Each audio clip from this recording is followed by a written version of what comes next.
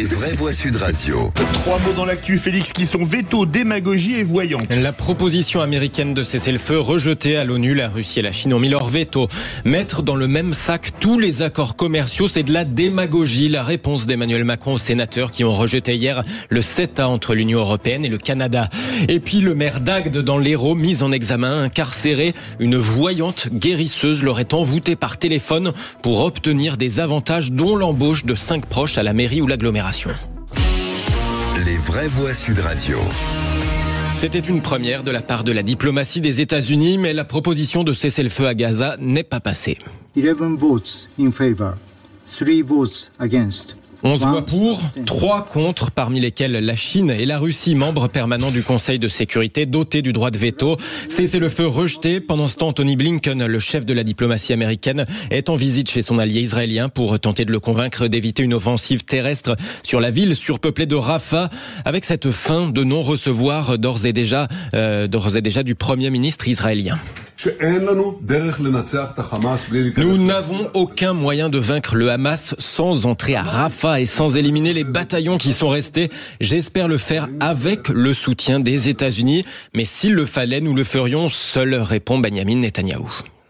Le deuxième mot, démagogie. Emmanuel Macron déplore le vote des sénateurs contre le CETA. Le chef de l'État s'en est pris à Bruxelles aux socialistes et LR qui rejettent au Sénat un accord négocié et signé par des gouvernements issus de leur rang, accord défendu par Emmanuel Macron.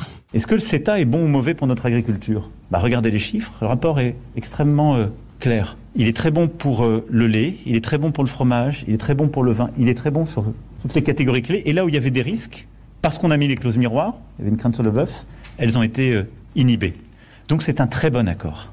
Et on a de la chance d'avoir des partenaires fiables, loyaux, qui croient dans notre relation au Canada. Parce que ceux qui pourraient prendre des résolutions contre le CETA, ce seraient les Canadiens avec nous. Et donc je veux ici qu'ils sachent quand même qu'on est des gens sérieux. Mettre dans le même sac tous les accords commerciaux, c'est de la démagogie. Le président Macron tout à l'heure à Bruxelles notait que sur un tout autre sujet, il s'en est pris aux responsables russes après cette interview du président de la Douma, le Parlement russe, sur BFM. Piotr Tolstoï avait fait référence à l'homosexualité de Gabriel Attal. Regardez votre gouvernement. C'est pas décadent d'avoir des gens si spéciaux Qu'est-ce que vous entendez par là gouvernement. Faites référence au fait que notre Premier ministre Gabriel Attal est ouvertement homosexuel. Je fais référence qu'aujourd'hui la France est gouvernée d'une partie par les pervers, tout simplement. Piotr Tolstoï qui lors de cette interview a aussi dit vouloir tuer les soldats français qui se rendraient en Ukraine. Réaction lapidaire du président Macron interrogé sur ses propos. Je ne vais pas rentrer dans des séries de commentaires et de réponses. Je pense que leur indignité suffit à ne pas les commenter. Simplement vous dire mon étonnement d'une telle nervosité et d'un tel manque de nerfs chez les responsables russes.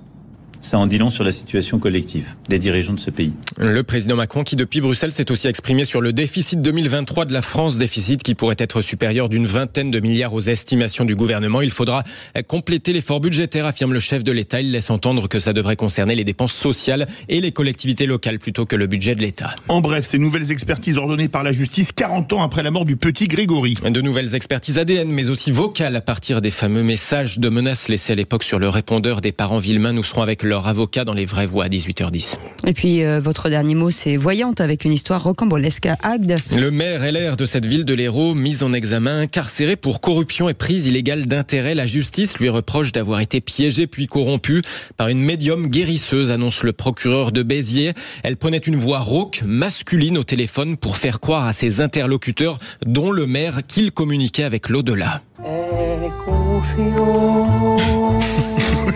Bon, ça c'est pas un document authentique, c'est cas dans le livre de la jungle, mais pour en revenir à Agde, par ce biais, en piégeant des personnes dont le maire, notre voyante, aurait obtenu de nombreux avantages, dont l'embauche quand même de 5 proches à la mairie ou à l'agglo, parmi lesquels son propre mari, embauché en qualité de directeur des services techniques. Elle a elle aussi été entendue évidemment par la justice. C'est totalement hallucinant, cette histoire. Merci beaucoup Félix Mathieu.